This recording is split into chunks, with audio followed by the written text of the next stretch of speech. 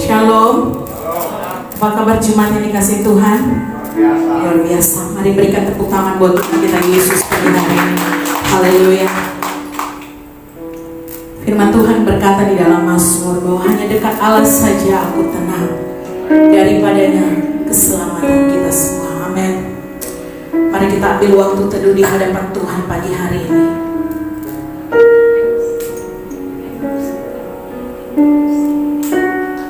Bersyukur untuk kebaikan Tuhan. Bersyukur buat anugerah Tuhan dalam kehidupan kita.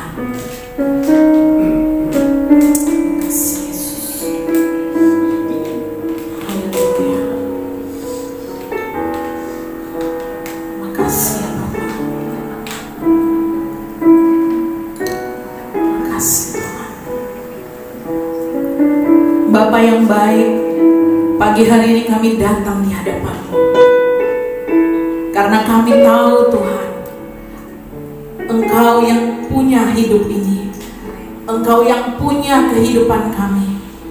Terima kasih ya Bapa, buat kebaikan-Mu, buat anugerah-Mu. Pagi hari ini kami datang, kami mau berseru karena kami tahu Tuhan, hanya dalam hadirat-Mu kami tenang. Dalam hadirat-Mu kami peroleh kekuatan yang baru. Engkau yang bertahta pagi hari ini di tempat ini. Engkau yang bertahta atas puji-pujian setiap umat-Mu. Mari berkati setiap kami Tuhan. Ampuni kami. Layakan kami di hadapan-Mu untuk menyembah Engkau. Terima kasih Tuhan Yesus. Kami percaya bahwa kuasa hadirat-Mu dinyatakan di tengah-tengah kami. Dan kuasa itu membawa kelepasan bagi kami, membawa kesembuhan, dan memberikan yang baru bagi kami. Terima kasih Bapa. Hanya di dalam nama Tuhan Yesus kami serahkan ibadah kami pagi hari ini. Haleluya. Amin. Terima kasih Yesus.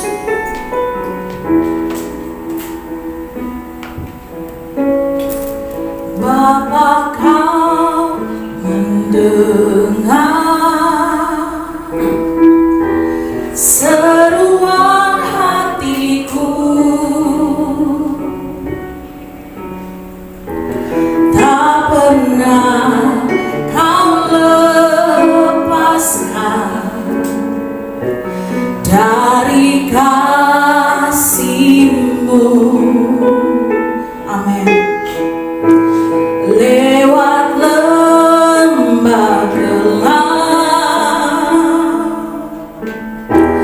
Kau temani aku. Roh-Mu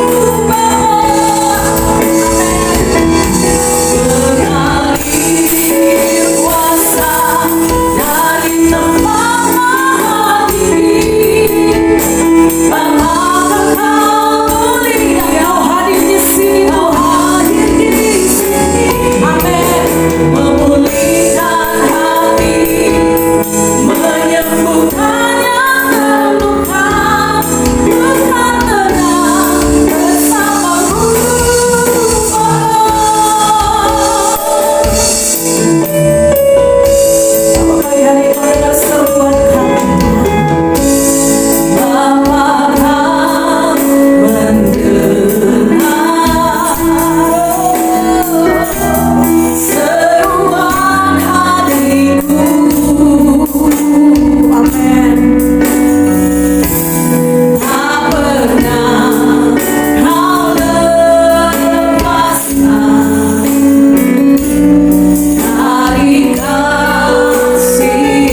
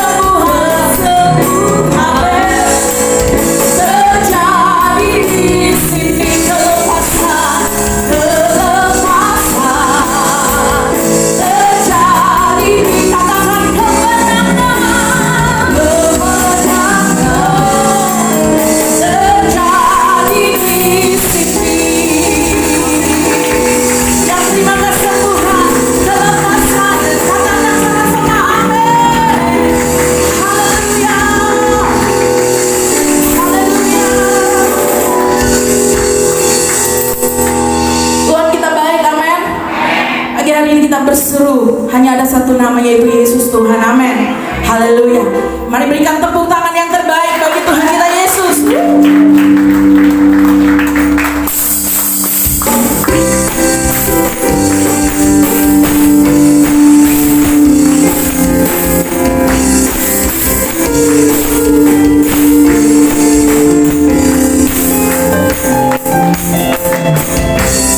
Tuhanku Maha Besar, Tuhanku Maha Kuasa, Raja segala raja.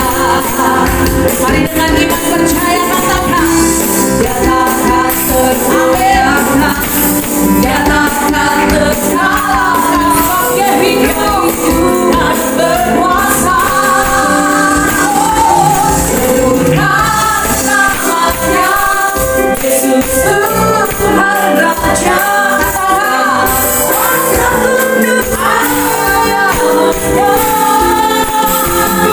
Dia luar biasa, perkasa Tuhan mulia. Yesus nama di atas segala nama.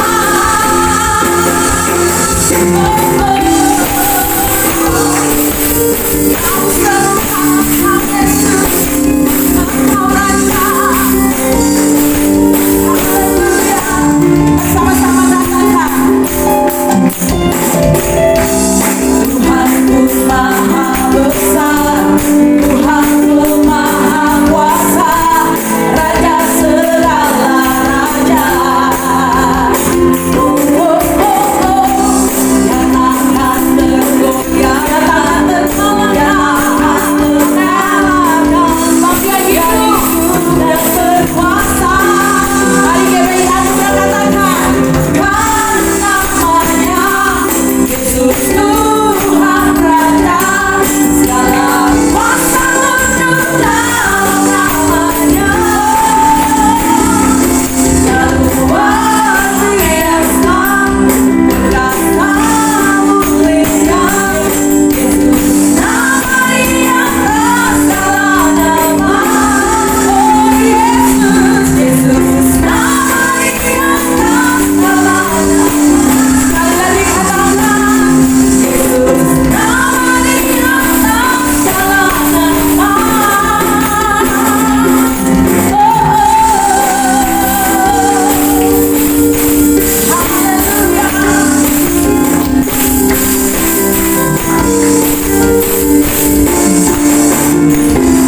Haleluya. Haleluya. Kita tepuk tangan buat Tuhan kita Yesus. Haleluya. Haleluya. Silakan duduk kembali jemaat yang dikasihi Tuhan.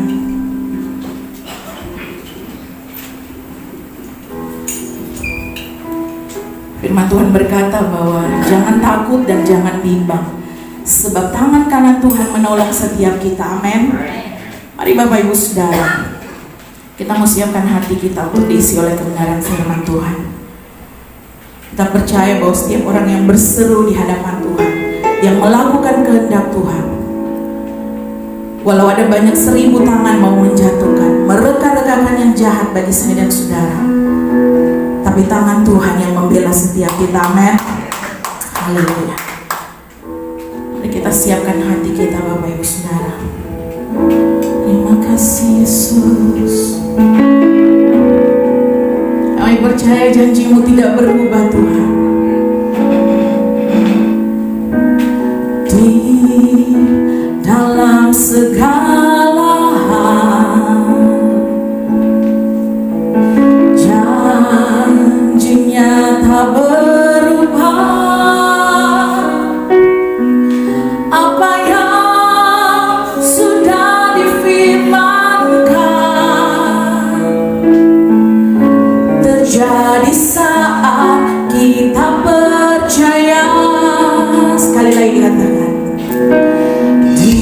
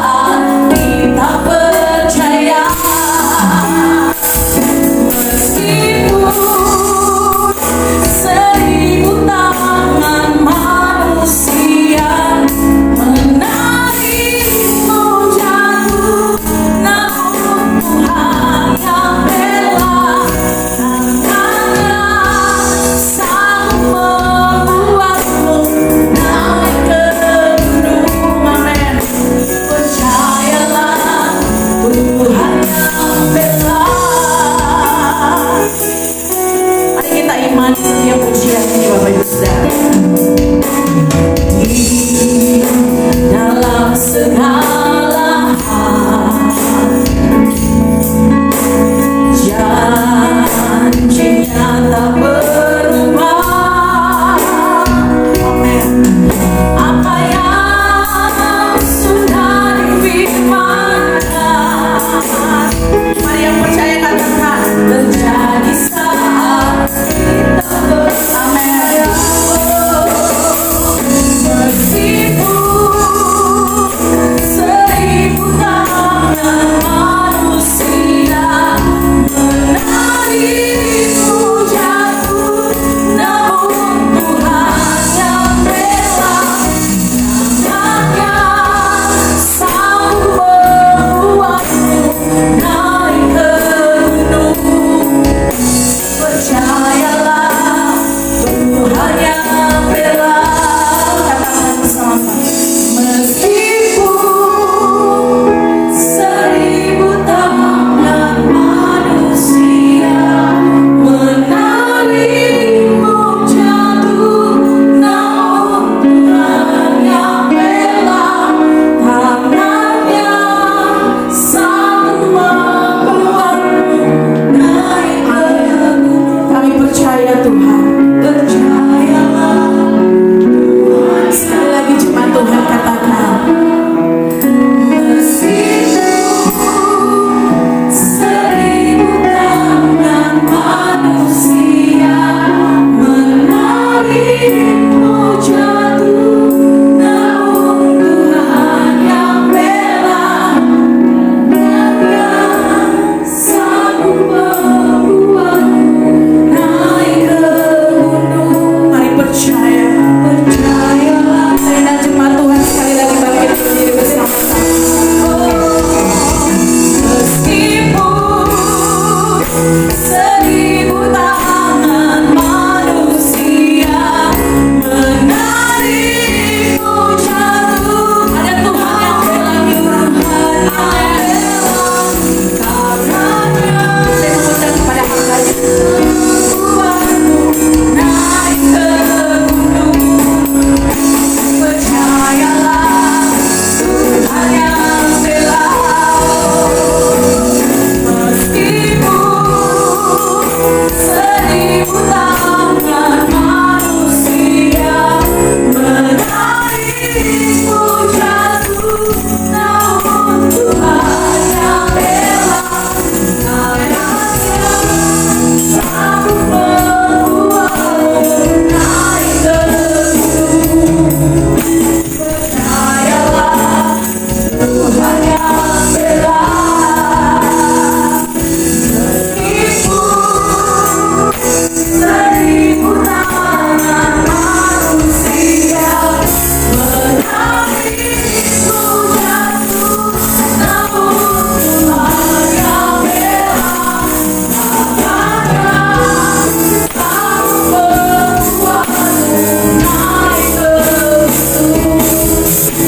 Percayalah Tuhan yang rela. Meskipun seribu tangan manusia menarikmu jatuh, namun Tuhan yang rela, tangannya sanggup membuatmu naik ke gunung. Percayalah Tuhan yang rela. Meskipun seribu tangan manusia menarikmu jatuh, namun Tuhan yang rela, tangannya sanggup membuatmu naik ke gunung. Percayalah Tuhan yang rela. Percayalah Tuhan yang rela. Percayalah Tuhan yang rela.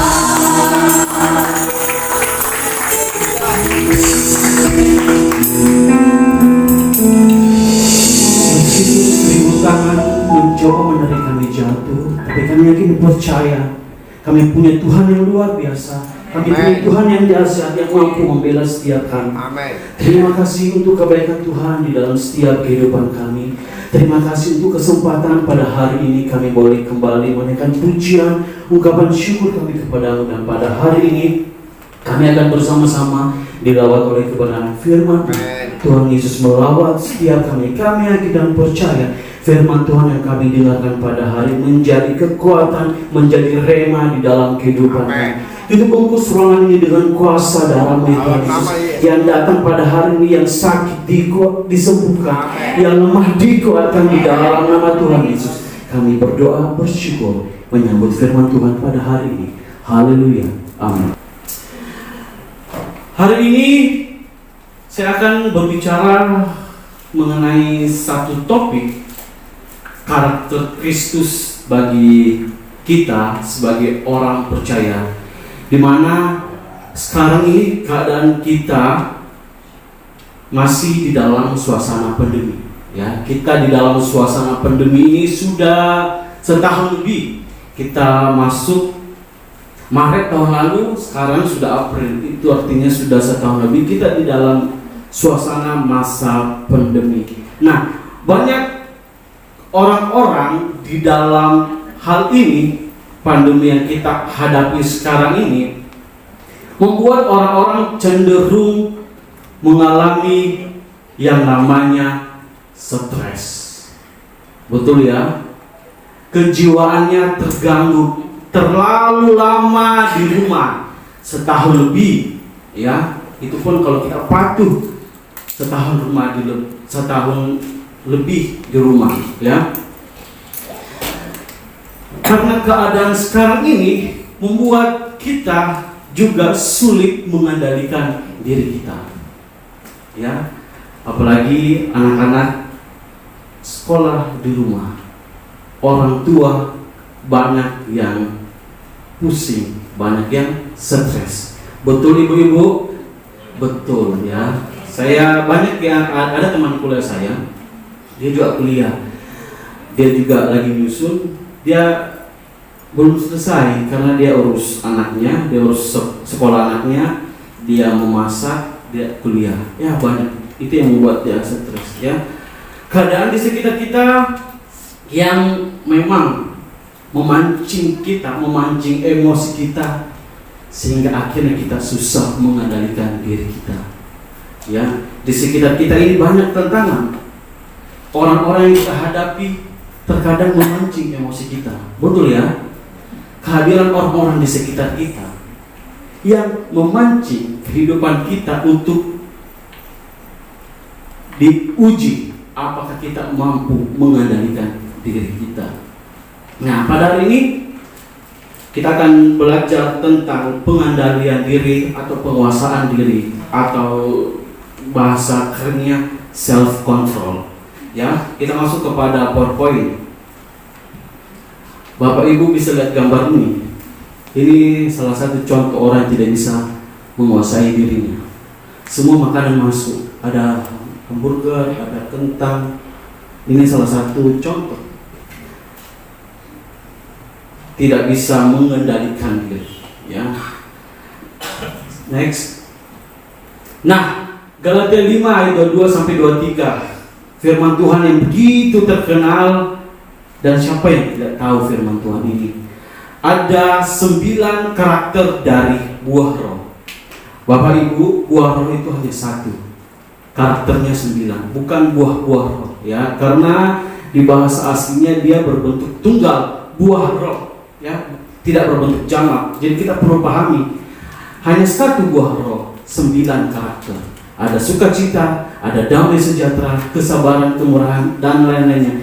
Dan yang terakhir, penguasaan diri. Dan hari ini kita akan bersama-sama belajar tentang penguasaan diri. Penguasaan diri itu seperti apa?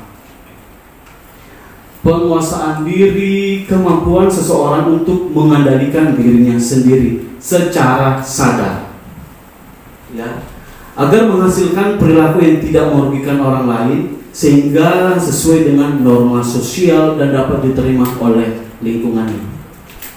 Nah, ini ada lagi definisi mengenai pengendalian diri sebagai kapasitas manusia di dalam mengendalikan respon, terutama dalam fungsinya untuk beradaptasi dengan norma ideal. Ini pengertian secara umum, ya. Bapak Ibu bisa lihat gambar ini, orang tua, dan ini yang terjadi di rumah, ya. Banyak rumah tangga, dan inilah yang terjadi di rumah tangga. Susah pengendalian diri.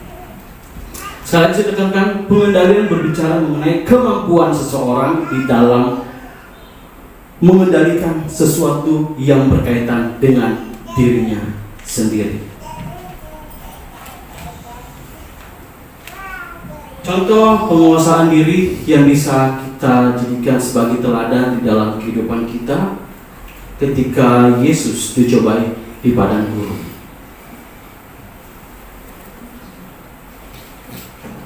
Di dalam kesempatan itu Yesus dicobai di dalam 3 hal, dan di dalam 3 hal ini, di dalam 3 bentuk penguasaan diri yang dilakukan oleh Yesus. Mari kita buka di Matius 4 ayat 1 sampai 11.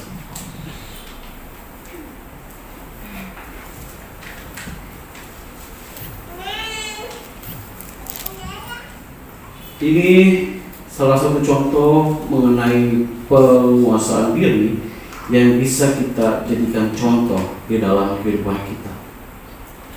Matius 4 ayat 1 sampai 11, saya akan baca ayat yang ganjil dan Bapak Ibu jemaat Tuhan ayat yang genap.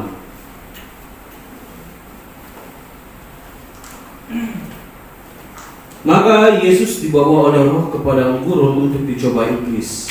Dan setelah berpuasa 40 hari dan 40 malam, akhirnya datanglah Yesus. Lalu datanglah si pencoba itu dan berkata kepadanya, "Jika engkau anak Allah, perintahkanlah supaya batu-batu ini menjadi roti." Tetapi Yesus menjawab, "Karena tertulis, manusia hidup bukan dari roti saja, tetapi dari setiap firman yang keluar dari mulut Allah."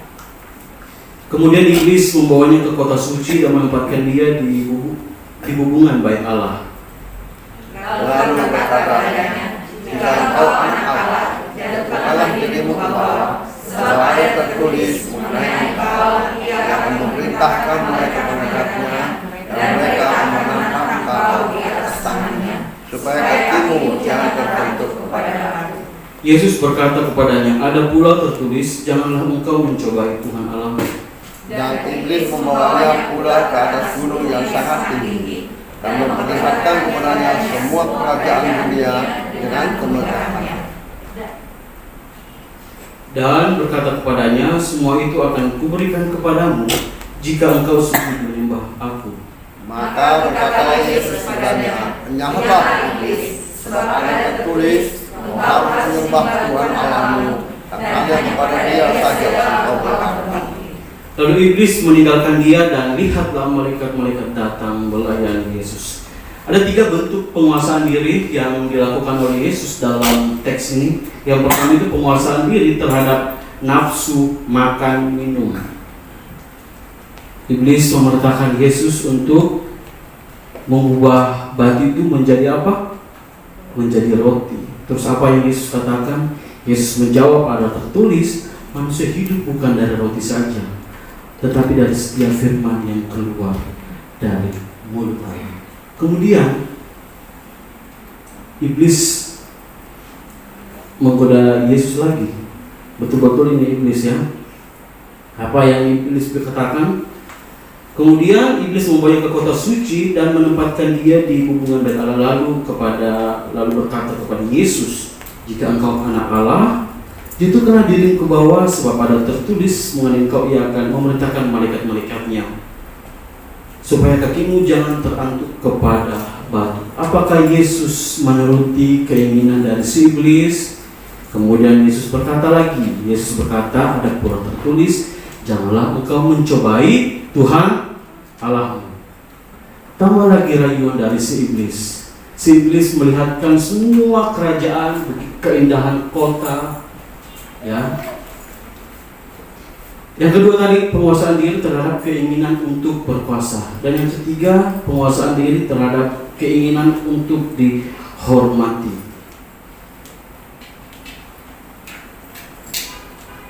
Iblis berkata, "Lihat kerajaan di sana, semuanya akan kuberikan kepadamu kalau kamu menyembah Aku." Ya, Yesus diberikan kekuasaan, diberikan kehormatan. Ya. Ini konteksnya Yesus dalam keadaan sebagai manusia. Ya, kita lihat konteksnya Yesus dalam keadaan sebagai manusia. Apa Yesus katakan? "Enyahlah iblis, sebab ada tertulis, engkau harus menyembah Tuhan Allahmu, dan hanya kepada Dia sajalah engkau berbakti. 3 kali Yesus dirayu dan 3 kali Yesus menolak. Yesus mampu mengendalikan dirinya. Bagaimana dengan kita? Sedikit dirayu dengan segala macam tipuan, kita mudah terperangkap masuk di dalam tipuan yang dibuat oleh manusia. Sekarang itu ada banyak bentuk jenis penipuan ya. Kita menerima SMS, dikatakan kita ya dapat uang beratus-ratus juta. Banyak, saya berkata jujur ya, banyak ibu-ibu ya, apalagi ibu-ibu orang tua ini yang mudah terperangkap dengan tipu-tipu SMS itu. Kita harus mengendalikan diri kita untuk tidak terperangkap dengan kelakuan si jahat. Kehidupan kita harus senantiasa hidup di dalam pengendalian. Siapa yang bisa mengendalikan diri kita? Diri kita sendiri, bukan orang lain.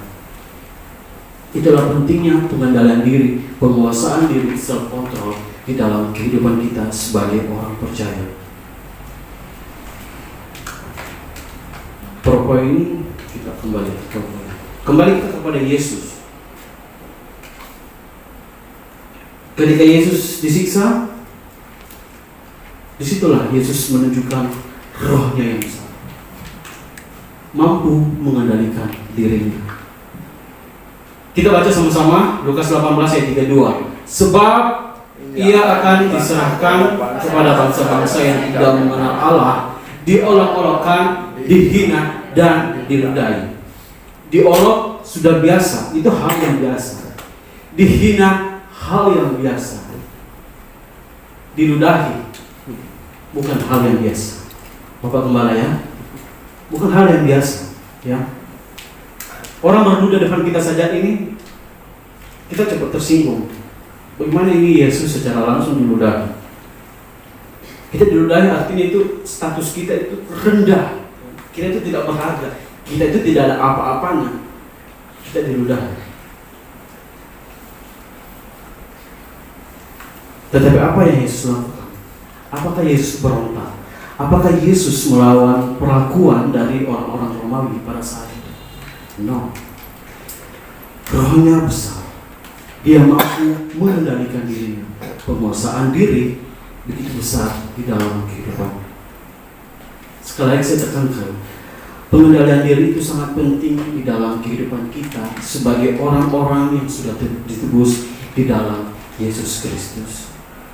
Kalau kita mengakui diri kita cinta Tuhan, kalau kita mengakui diri kita sebagai pengikut Yesus, maka sebaiknya, seharusnya kita mengikuti teladan dari Yesus.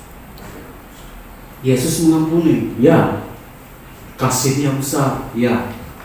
Dia penuh kesabaran, ya. Lemah lembut, ya. Bagaimana dengan kita? Apakah kita mengampuni? Tidak tahu. Apakah kita penuh kasih? Ragu-ragu. Apakah kita penuh kesabaran? Tidak. Yesus menguasai diri, dan kita sebaiknya harus bisa menguasai diri. Yesus yang adalah Tuhan mengosongkan dirinya menjadi manusia. Dia mampu mengendalikan dirinya, dia mampu menguasai dirinya dari segala hinaan, dari segala cacian, dari segala fitnah. Dan inilah yang menjadi contoh bagi kita orang percaya. Kehidupan kita harus bisa mengendalikan diri. Kita harus mengendalikan diri di dalam setiap aspek kehidupan kita. Mari kita kendalikan diri kita. Ketika kita di jalan, kita diserempet, apa yang terjadi? Emosi, ya. Mobil diserempet oleh mobil lain, kita kejar itu mobil, kita kejar. Ternyata Pak Gembala yang sedang bawa Ibu Gembala ke rumah sakit. Kita terbawa emosi. Kita harus bisa mengontrol diri ini. Ya, we must have an attitude of self-control in our lives. Pengendalian diri sangat penting di dalam kehidupan kita. Nah, jemaat Tuhan, kalau kita memiliki penguasaan diri, maka kehidupan kita tentunya baik-baik saja. Kehidupan kita akan menjadi sukses. Nah, jika tidak, apa yang akan terjadi jika kita tidak memiliki sikap penguasaan diri? Apa yang terjadi jika kita tidak memiliki karakter penguasaan diri? Di dalam Amsal 25 next. Amsal 25 ayat 28. Orang yang tak dapat mengendalikan diri adalah seperti kota yang roboh temboknya. Roboh bukan hanya tembok bukan hanya berbicara mengenai batasan untuk membedakan wilayah ini dengan wilayah ini, tempat ini dengan tempat ini, tetapi tembok juga berkaitan dengan keamanan. Ya, di rumah kita kalau tidak ada tembok, apakah kita merasa nyaman? Apakah kita merasa aman? No. Ketika kita memiliki tembok yang tegak berdiri, tentunya kita akan merasa aman dengan kondisi di sekitar kita. Tetapi jika tembok itu roboh, siapapun yang berada di dalam suasana tersebut pastinya tidak akan merasa aman. Rumah yang roboh temboknya, apa kita akan merasa aman? Tidak. Kita gampang diporak-porandakan oleh musuh. Ketika kita dalam dunia pelayanan, Tuhan sudah mempercayai kita untuk melayani. Jangan kita merusakkan kepercayaan yang diberikan oleh Tuhan. Minggu lalu kita berbicara tentang apa? Jemaat Tuhan, minggu lalu kita berbicara tentang apa? Oke, yang disampaikan oleh hambanya. Apa? Ayo, minggu lalu kita berbicara tentang apa, Ibu? Jangan nodai kepercayaan Tuhan berikan kepadamu. Ya, kasih beda lagi ceritanya. Minggu lalu kita berbicara tentang jangan menodai kepercayaan yang Tuhan berikan kepadamu. Tuhan memberikan kita kepercayaan. Maka dari itu, mari kita jaga kepercayaan yang diberikan oleh Tuhan. Jangan kita membuat kepercayaan yang diberikan hancur seketika karena kita tidak bisa mengendalikan diri kita. Di dalam dunia pekerjaan, gaji tidak cukup. Kita melakukan segala macam cara untuk mendapatkan gaji yang besar.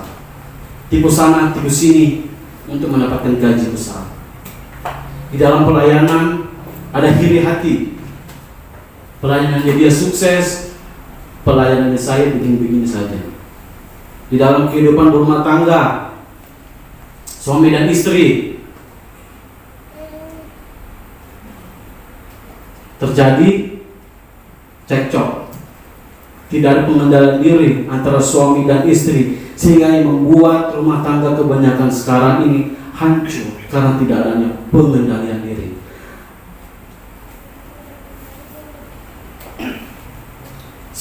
Di dalam Kejadian 3 seperti Hawa, Tuhan memerintahkan kepada mereka semua di sini boleh kau makan, tetapi di tengah-tengah ini jangan kau makan. Tetapi datanglah si iblis membujuk, ya, memberikan mereka rayuan yang begitu indah.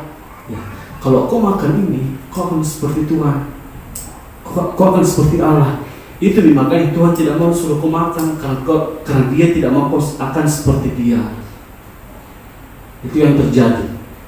Dan pada akhirnya Hawa tidak dapat mengendalikan dirinya dan dia makan buah. Dia makan buah itu, dia kasih ke Adam lagi. Apa yang Adam lakukan? Adam makan. Ya, awal mula dosa itu terjadi mulai dari perempuan. Ya. Tapi saya tidak menghakimi perempuan. Perlunya pengendalian diri. Ibu-ibu kalau sudah marah-marah di rumah, bahaya, ya, bahaya. Rumah tangga bisa hancur kalau ibu-ibu sudah marah. Kalau bapak-bapak marah cukup diam. Kalau ibu-ibu marah, ini bahaya sekali ya. Karena di rumah saya juga begitu. Seperti kalau mama sudah marah, aduh, sudah kita turuti saja. Ya, begitu ya. Iya, pentingnya memiliki penguasaan diri agar kehidupan kita tidak menjadi hancur. Pentingnya memiliki penguasaan diri agar kehidupan kita berjalan baik-baik saja. Tidak ada pengendalian di dalam kehidupanmu akan hancur. Kehidupan kita akan hancur. Kuncinya pengendalian diri. Penting untuk kita kendalikan diri kita. Nah, kemudian apa yang harus kita kuasai di dalam diri kita? Semua di dalam aspek diri kita ini harus kita kendalikan. Terus menguasai diri dari hal-hal apa? Yang pertama, pikiran. Kita mau buat sesuatu itu munculnya karena dari pikiran. Kalau kita mau bertindak, semuanya dari pikiran, ya. Jika kita tidak menguasai pikiran kita, maka tindakan yang kita lakukan pun akan kacau balau.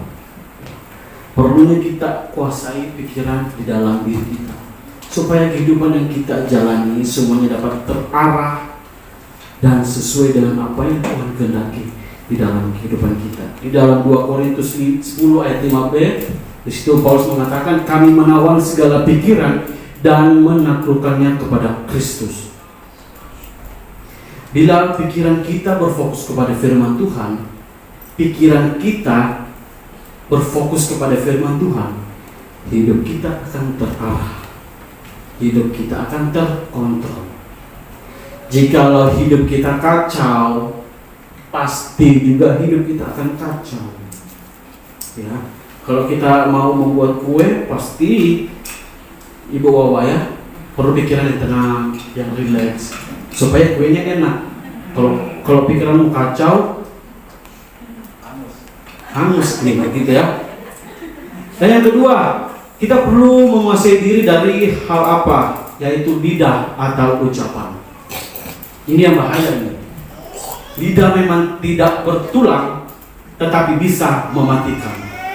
Ada begitu banyak kasus, saya sempat baca kemarin. Mereka satu kos, terus temannya ini hina temannya karena dia terlalu kurus, dan pada akhirnya temannya ini tikam temannya. Lidah ini bagian tubuh yang kecil, tetapi bisa berdampak besar, ya. Dan lidah ini menjadi perhatian serius di dalam firman Tuhan. Di dalam Amsal 21 ayat 23 mengatakan, siapa memelihara mulut dan lidahnya, memelihara diri daripada kesukaran. Maka dari itu perlunya kita mengontrol setiap kata-kata yang keluar dari mulut kita. Terjadi pertikaian, semuanya berawal dari ucapan kita. Lalu apa sih yang kita dapatkan kalau kita menguasai diri kita? Amsal 16 ayat 32. Mari kita sama-sama baca. 1, 2, 3. Orang yang sabar melebihi seorang pahlawan, orang yang menguasai dirinya melebihi orang yang berebut. Orang yang sabar melebihi seorang pahlawan, orang yang menguasai dirinya melebihi orang yang merebut kota. Kalau kita memiliki sikap pengandalan diri yang besar di dalam kehidupan kita, kita akan menjadi orang yang sukses. Amin. Seperti Yusuf. Yusuf dari hari ke hari digoda-goda sama siapa? Tante Potifar. Dari hari ke hari. Jemaat Tuhan dapat baca nanti di Kejadian 39 ayat 7 sampai 12. Bukan hanya sekali digoda sama Potifar, tetapi berhari-hari, dari hari ke hari. Apakah Yusuf mampu mengendalikan dirinya? Apakah dia berhasil? Jemaat Tuhan, apakah dia berhasil? Dia berhasil. Dia difitnah, dia dipenjarakan, dan pada akhirnya dia menjadi seorang pemimpin. Kalau misalnya Yusuf tidak menguasai dirinya, mungkin ceritanya akan lain. Mungkin Tuhan akan memakai orang lain kalau Yusuf tidak berhasil mengendalikan dirinya. Tetapi karena dia berhasil, dan Tuhan memilih Yusuf menjadi berkat bagi orang-orang, menjadi raja, menjadi pemimpin, dia menjadi sukses. Jemaat Tuhan, kalau kita mampu menguasai diri kita, kita akan menjadi orang sukses. Sukses dalam hal apa? Hubunganmu dengan Tuhan. Mari kita mendekatkan diri kepada Tuhan. Mari kita tetap konsisten, setia menjalin hubungan dengan Tuhan.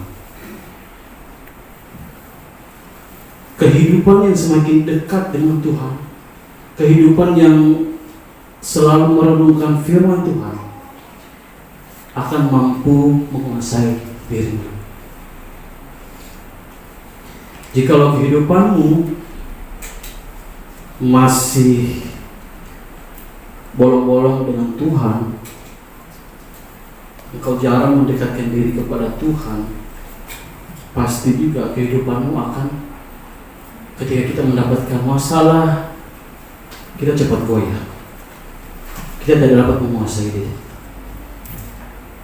Mari kita mendekatkan diri kepada Tuhan, maka Dia akan memberikan kita kemampuan untuk dapat mengendalikan diri, untuk dapat menguasai diri kita.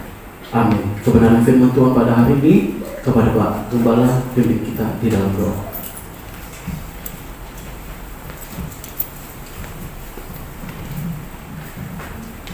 Terima kasih Tuhan buat kebenaran firman. Ajar kami lebih lagi Tuhan, untuk boleh menaklukkan pikiran, bahkan perkataan dan mata kita, sehingga benih firman ini boleh jatuh di tanah hati yang subur. Bahkan jemaat-Mu semuanya diberkati karena kebenaran firman ini. Terima kasih Tuhan, berkati hamba-Mu yang sudah menyampaikan isi hati-Mu. Pakai dia lebih lagi dengan dahsyat hikmat kemampuan Tuhan berikan bagi dia. Karena percaya jemaat-Mu tidak ada satupun yang Kau lewati, semuanya Tuhan sudah berkati. Yang percaya berkati dengan firman Tuhan, sama-sama kita katakan amin. Beri kemuliaan yang Tuhan Yesus. Terima kasih Tuhan Yesus memberkati.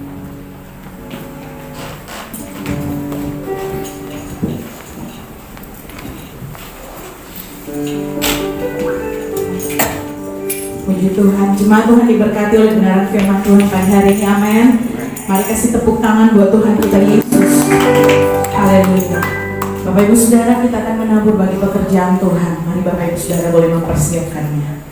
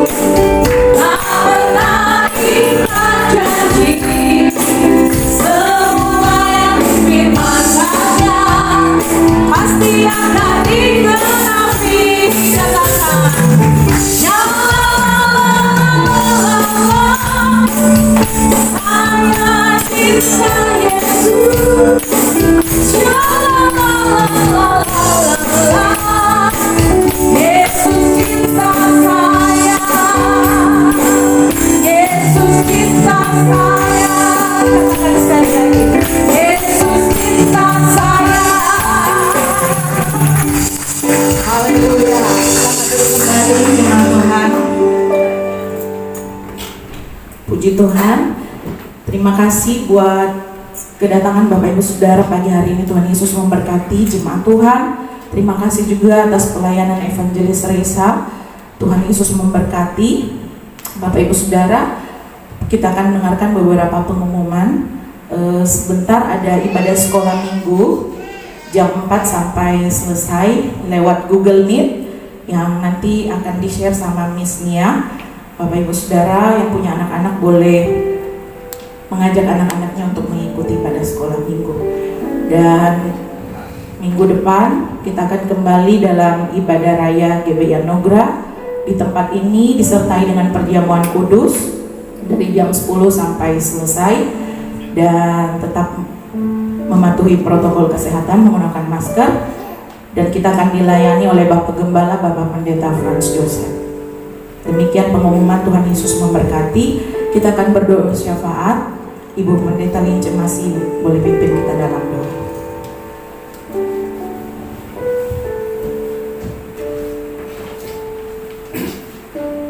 Mari kita berdoa. Bapak Surgawi, berterima kasih kepadamu hari ini, bahwa sungguh-sungguh Tuhan, tuntunan Allah boleh menyertai kami sehingga kami boleh beribadah di minggu terakhir di bulan April ini. Terima kasih buat kebenaran firman Tuhan. Biarlah Tuhan memberkati hamba-Mu Evangelis Reza. Tuhan memberkati dalam pelayanannya, memberkati dalam studinya, masa depannya. Tuhan tolong memberkati bahkan orang tuanya sekarang ini yang masih ada di rumah sakit Parepare, yang sakit. Tuhan, kami berdoa oleh darah dan bilu-bilu Yesus, orang tua daripada hamba-Mu Reza disembuhkan di dalam nama Tuhan Yesus. Berkati juga firman yang disampaikan, menerangkan bagi kami semua, supaya sungguh-sungguh Tuhan Yesus, kami dalam pengujian tentang penguasaan diri, kami boleh menguasai diri kami masing-masing. Terima kasih, berkati umat-Mu di tempat ini. Kalau mereka yang datang dalam kesusahan keuangan, Tuhan Yesus, Engkau berkata, Engkau akan pasti akan bukakan tingkap-tingkap langit untuk mencurahkan berkat-Mu, mencukupi apa yang sesuai dengan keperluan kebutuhan kami. Bahkan Tuhan memberkati rumah tangga demi rumah tangga, anak-anak mereka Tuhan memberkati, istri dan suami mereka Tuhan memberkati, ada kasih dalam rumah tangga mereka. Bapak dalam pekerjaan jemaat Tuhan, Tuhan pun juga berkati sehingga berhasil apa yang mereka kerjakan, apa yang mereka usahakan. Tuhan Yesus, kalau ada yang sakit juga kami percaya oleh bilu Yesus kami sudah disembuhkan. Berkati juga persembahan umat-Mu Tuhan Yesus, apa yang kami sudah berikan Tuhan berkati dengan lipat-lipat kali ganda. Kami juga berdoa buat Bapak Gembala di tempat ini Tuhan. Berkati Bapak Gembala, berkati dengan hikmat Allah, tuntunan Allah sempurna bagi kehidupannya, istri dan anak-anak semua, keluarga besarnya Tuhan memberkati. Kami juga berdoa Tuhan buat bangsa dan negara kami, Tuhan memberkati dengan keamanan, dengan penyelesaian dengan segala persoalan